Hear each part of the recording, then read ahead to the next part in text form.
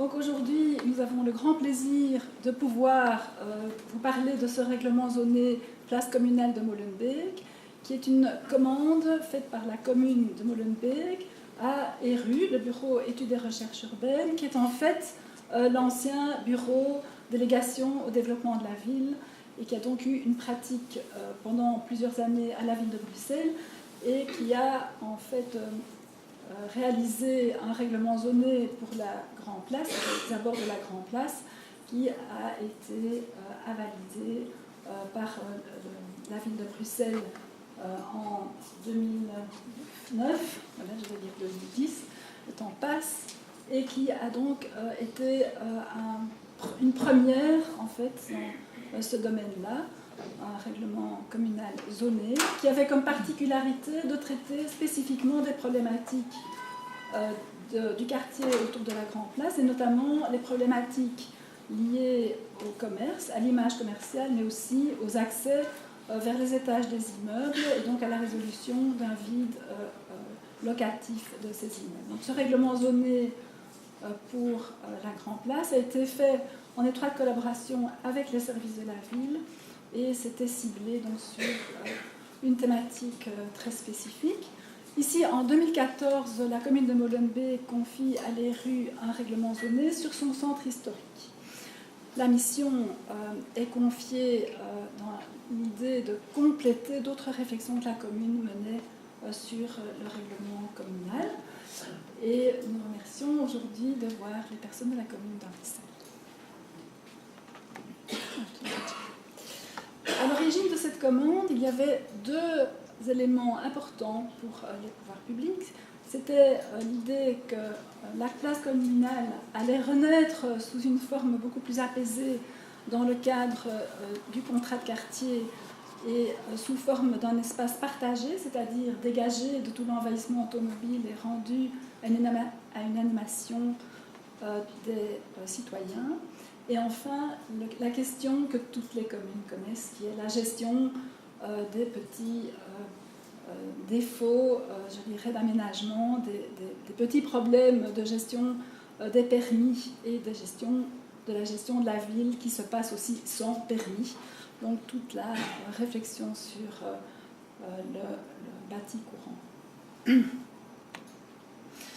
Donc le règlement zoné, pourquoi un règlement zoné ? En fait, c'est un outil qui est relativement rare, qui est relativement peu utilisé à Bruxelles, bien qu'il existe depuis un certain temps, mais il n'a pas, je dirais, bénéficié, comme les plans particuliers d'affectation du sol, d'une subsidiation régionale, ce qui est sans doute une des explications pour lesquelles les communes n'y font pas recours. Et il a l'avantage de traiter un pan global de quartier, du paysage ou de la ville, de manière plus souple qu'un PPAS, et par contre de manière assez précise néanmoins. Donc il permet un objectif ciblé d'amélioration qualitative et spécifiquement du paysage. La notion de paysage étant une notion qui a toujours été transversale dans les projets des urbanismes, mais qui s'affirme aujourd'hui en tant qu'une nécessité, je dirais, de qualification de la ville, et qui s'affirme de manière nouvelle. C'est-à-dire qu'on ne parlait pas de paysage il y a 20 ans, on parlait de tas de choses, tout référait au paysage, mais le mot paysage n'était pas, je dirais, mis en exergue comme aujourd'hui. L'efficacité du RCU est aussi quelque chose d'intéressant, puisque c'est un outil qui peut se développer en 1 an, 2 ans, et puis évidemment, il y a des délais administratifs. Mais pour le moment, notre RCU est en processus de finalisation et il n'est pas encore complètement approuvé. Cet outil est un complément d'un PPAS qui existait déjà sur la place communale, qui est un PPS relativement récent puisqu'il date de 1985, qui n'est bien sûr pas la construction de la place. Et en 1985, l'idée c'était déjà d'essayer de respecter de manière globale le paysage urbain, puisque l'idée était de préserver quelque part l'esprit d'origine des constructions, et évidemment un PPS s'occupe de fonctions, donc ce PPS avait est un outil pour préserver le logement et conforter le logement dans une zone centrale qui évidemment souffre de pressions diverses. Alors, le quartier, le centre historique de Molenbeek, comme vous le voyez à droite, est donc une zone d'intérêt culturel, historique, esthétique et d'embellissement, donc une Ziché. Ces Zichés couvrent pratiquement tout le centre. Et en tant que patrimoine classé, on a quelques éléments majeurs, comme l'hôtel de ville, la maison des cultures, qui est en fait l'ancienne académie, l'église Saint-Jean-Baptiste et les anciennes fabriques Aja. Donc on a une série de monuments qui sont des éléments majeurs du patrimoine, mais on n'a pas énormément de petits éléments de patrimoine et on n'a pas, je dirais, d'ensemble de sites protégés. Il n'y a pas non plus une zone de protection associée à chacun de ces monuments. Par exemple, Saint-Jean-Baptiste n'a pas de zone de protection. Et on a donc un paysage qui a, je dirais, une égalité de protection avec beaucoup de niveaux différents. On se trouve dans un contexte tout à fait particulier, qui est un contexte qu'on a rencontré à la ville de Bruxelles comme étant particulièrement sensible. C'est celui de la ville du XIXe siècle, c'est celui de l'architecture néoclassique. Et on a ici une carte qui est issue de l'étude de Christophe Loire, qu'il a faite à la demande de la Commission des monuments et des sites, qui est une carte qui a été mise en boîte par les rues sur base d'un relevé de Christophe Loire, et qui montre bien que ce territoire du centre-ville, donc grosso modo à la fin du XIXe siècle, est entièrement maillé de rues néoclassiques, mais aussi que tout le territoire des abords du centre, Molenbeek, Saint-Josse-ten-Noode, Ixelles, Saint-Gilles, sont dans le même patrimoine néoclassique, qui est un patrimoine en fait qui est un continuum urbain, et c'est très intéressant parce qu'en fait c'est à l'époque de la grande construction de la ville, à l'époque d'une production intense des quartiers, la ville sort du Pentagone, on a une architecture tout à fait particulière qui a une capacité à reproduire et à faire des rues, je dirais, qui s'enchaînent dans une fluidité monumentale et paysagère tout à fait étonnante. C'est une architecture qui a été souvent méprisée, décriée, qui commence maintenant à montrer toute sa modernité, tout son intérêt, notamment grâce aux études urbanistiques de Christophe Loire, mais c'est une architecture qui a encore énormément de choses à nous apprendre et qui notamment a été un système extraordinaire de construction rapide d'une ville, avec un système que Jean-Louis Nicolas Durand, par exemple le théoricien français du néoclassicisme, a mis en évidence, c'est-à-dire qu'en fait on travaille à partir d'une trame et d'un modèle qui est répétable et qui permet une production aussi assez rationalisée en termes d'éléments d'architecture, et on peut soupçonner par exemple que souvent les fenêtres ont les mêmes dimensions et que les ateliers arrivaient à produire assez rapidement des éléments parce qu'ils avaient l'habitude de les produire en série. Et donc c'est vraiment une des premières architectures extrêmement contemporaine, moderne, qui peut produire rapidement des effets. C'est un défi qu'on devrait pouvoir rencontrer aujourd'hui aussi. Alors il y a aussi un autre élément très intéressant à étudier de manière plus approfondie, c'est l'aspect démocratique de cette architecture, c'est-à-dire que c'est une architecture, on est riche, on a plusieurs travées et on construit sur une parcelle plus large, on est pauvre, on a une plus petite maison, mais dans l'ensemble de la rue, il n'y a pas une signification nécessaire directe de la richesse ou de la pauvreté des gens, et on peut brasser des populations de statut social différents dans un même paysage urbain. Donc c'est vraiment intéressant de continuer à réfléchir sur ce modèle d'architecture très urbain. Ici, nous nous trouvons donc en bordure du Pentagone avec le triangle parallélépipède rouge que vous trouvez ici avec la place communale et l'axe de la chaussée de Gand.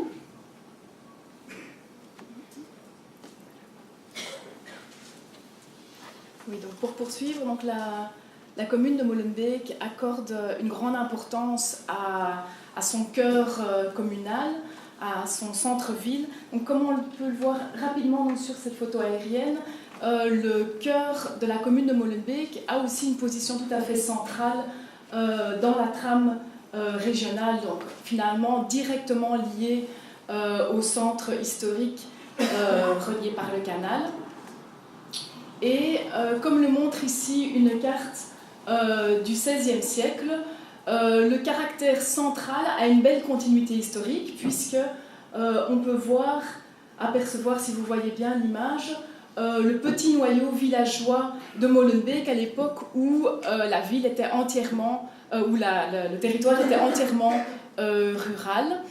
Et donc cette continuité est encore très forte actuellement, puisque la place communale, la place Saint-Jean-Baptiste également, constitue à la fois le centre administratif, le centre des fonctions de l'animation, mais aussi un centre commerçant très important avec la chaussée de Gand et la prolongation vers la rue des Ribeaucourt, et également, bien sûr, le marché hebdomadaire qui s'étend justement sur ces deux places.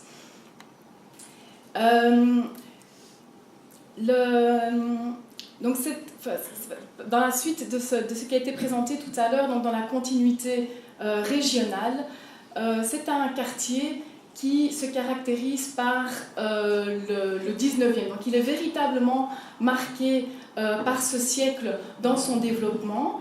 Donc c'est un quartier qui s'est construit donc autour de ce petit noyau villageois au départ de la chaussée de Gand. Et comme on peut voir, au milieu du 19e siècle, la moitié du territoire d'études était déjà urbanisée, avec des zones rurales encore du côté du boulevard Léopold II.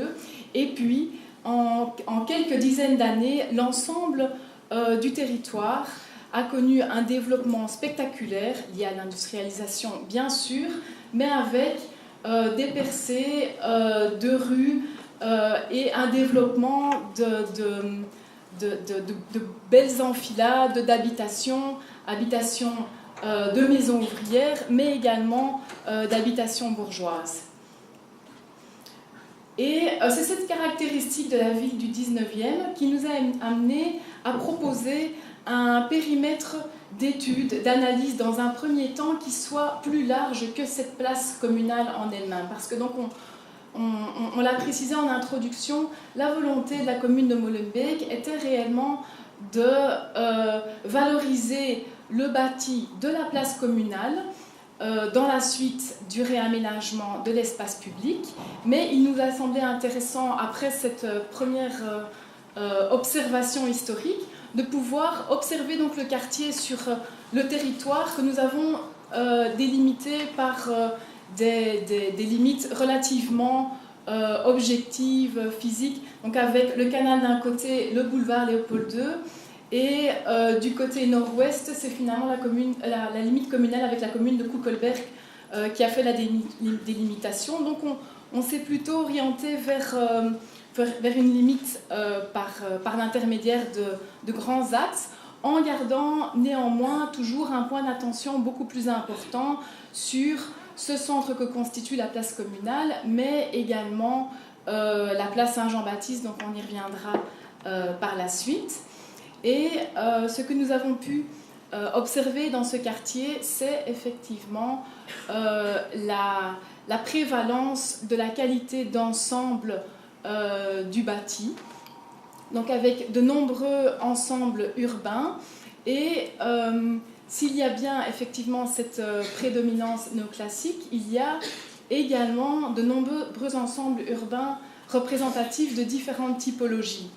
Donc on voit la trame jaune néoclassique dans un premier temps, mais on voit aussi que l'éclectisme s'est largement développé dans certaines zones, qu'il y a également, avec en particulier donc, au niveau de la place Saint-Jean-Baptiste, des ensembles issus de l'entre-deux-guerres, donc de style moderne et art déco également. et avec bien sûr le développement industriel le long du canal et les nombreuses constructions récentes qui s'y sont joints. Donc en agrandissant le plan, on voit bien que le site est relativement hétérogène, avec effectivement une dominante jaune qui est le patrimoine néoclassique. Et nous avions à déterminer, avec cet ensemble-là, un sous-ensemble pour faire un règlement zoné. Donc on s'est posé la question de quel choix de règlement zoné. Est-ce que nous allons faire un grand règlement zoné ou un petit règlement zoné? Quel est le message à porter? Et comment déterminer les limites? Parce que le tissu urbain continue et il y a évidemment au-delà du centre des quartiers qui ressemblent au centre et donc la limite est toujours très très difficile à fixer. Donc on a hiérarchisé les éléments qu'on voulait mettre en valeur et qu'on pourrait défendre auprès de la population qui rendrait crédible un règlement zoné. Donc on a listé les éléments sur lesquels on voulait vraiment s'appuyer, les espaces clés, les ensembles patrimoniaux les plus remarquables de notre périmètre, et en la connectant aux entrées de quartier et aux perspectives urbaines, on est arrivé à cette forme-là, où on articule autour de la place communale et la place Saint-Jean-Baptiste une grande percée paysagère, avec deux prolongements qui prend la rue Van der Malen, parce que c'est un très bel ensemble éclectique qui nous semblait suffisamment spectaculaire à l'échelle régionale et qui marquait aussi l'entrée de quartier, et de l'autre côté un ensemble très modeste qui était une autre confrontation, une autre typologie de tissu urbain qui longe le parc Bonnevie, qui est aussi un grand dégagement paysager puisque le parc Bonnevie lui donne une grande visibilité, qui est la rue du facteur rue Bonnevie. Et donc on a articulé et réduit cette zone volontairement après avoir fait plusieurs scénarios, et on a, je vois Bénédicte qui sourit, on a multiplié les plans de travail en essayant d'articuler véritablement un argumentaire, et finalement on s'est dit on va faire un règlement zoné sur un petit territoire mais très identitaire, très significatif, et on aura plus de force pour montrer que cette partie-là du paysage communal est plus exceptionnelle, par rapport au reste. Alors, quel était le rôle de ce règlement zoné et quelle était, je dirais, l'incidence sur l'ensemble du territoire qu'on avait examiné? D'abord, le règlement zoné devait résoudre des enjeux majeurs, c'est-à-dire mettre en valeur le patrimoine de qualité et conforter la centralité et l'identité des lieux. Donc ça, c'était l'objectif premier, mais il devait aussi résoudre des petites problématiques, les problématiques techniques, administratives et de choix de l'administration, c'est-à-dire stimuler les propriétaires, leur donner un cadre de travail et pouvoir s'appuyer sur un outil pour être exigeant en termes de qualité architecturale, donc tout ce qui est manque d'entretien des particuliers, les petites altérations bâties, on met les châssis à l'envers, l'expression commerciale qui dénature l'espace du piéton. Voilà, ça c'était les éléments, les ingrédients dans lesquels on allait travailler. Et puis on a travaillé aussi sur les périmètres en se disant on a restreint le périmètre, donc on a fait le choix d'un règlement zoné petit légal, mais par contre comme on a examiné la zone de manière plus large, on va travailler aussi sur des recommandations, ou en tout cas les lignes de conduite pourraient être réplicables au périmètre plus large parce que la typologie du bâti se retrouve dans la rue voisine, est à côté, et donc on a une stratégie sur deux échelles.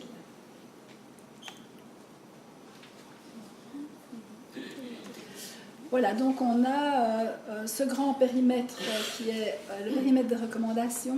On a enlevé du périmètre d'étude la zone d'archéologie industrielle, la zone en formation où l'échelle du bâti n'est pas la même, donc tout ce qui longe le canal. Et puis là, il y a encore, je dirais, des intégrations de nouveaux projets qui vont venir, ça va être beaucoup plus complexe. Et par contre, on a donc une zone qui est assez cohérente autour du périmètre légal central et qui est tout ce périmètre de centre ancien d'accompagnement qui peut bénéficier, si la commune le souhaite, éventuellement plus tard d'une extension de la zone. les principales caractéristiques alors de notre périmètre sont, on l'a dit, avec 3 grands espaces urbains, c'est-à-dire la place communale, la place Saint-Jean-Baptiste et la voirie qui longe le parc Bonnevie, et 3 monuments importants, avec la maison communale, bien entendu, l'église Saint-Jean-Baptiste et son périmètre, et le troisième est la brasserie à Jacques, qui n'est pas, elle est classée mais n'est pas dans la zone, elle est contre.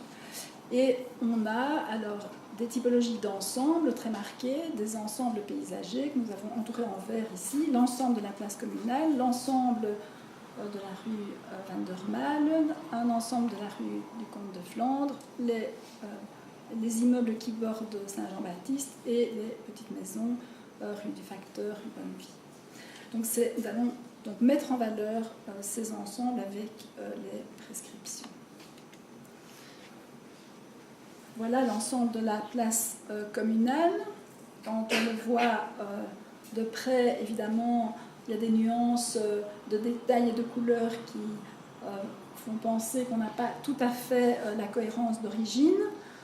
Quand on voit la cohérence d'origine, elle est quand même, je dirais, assez significative. Si on reprend la carte de Christophe Loire, tout au début, on voyait bien qu'il y avait une hiérarchie dans les ensembles urbains. La place communale était un des ensembles urbains importants qui avait été relevé au même titre que la place des Barricades, la place du Luxembourg, et qui avait véritablement une image unifiée.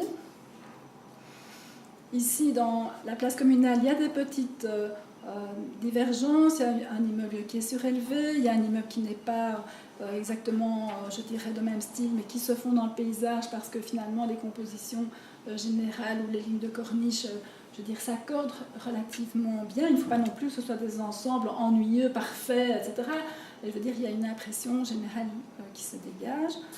Nous avons déjà des outils, notamment ce que le centre urbain a fait pour la promotion des styles architecturaux à Bruxelles.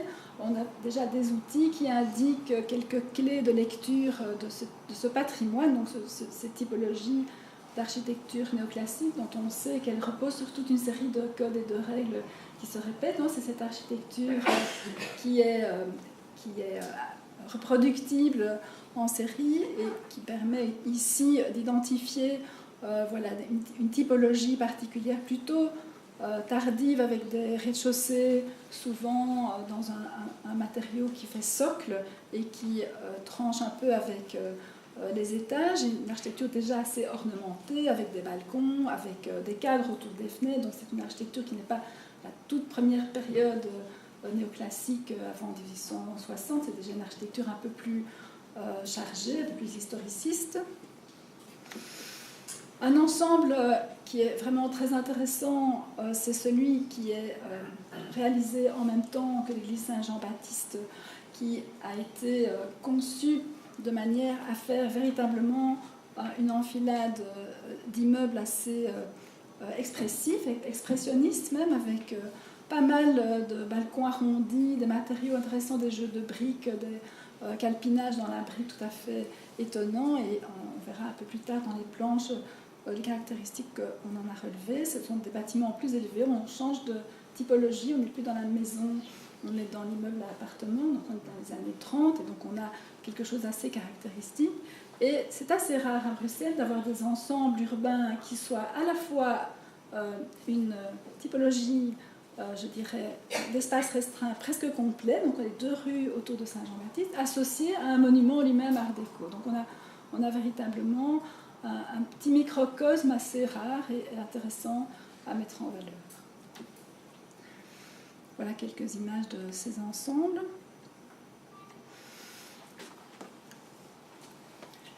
Donc ici, nous sommes à la rue du Comte de Flandre, donc le 3e ensemble qui est représentatif de l'éclectisme. Donc c'est un ensemble qui a été construit au tout début du XXe siècle, 1910-1912.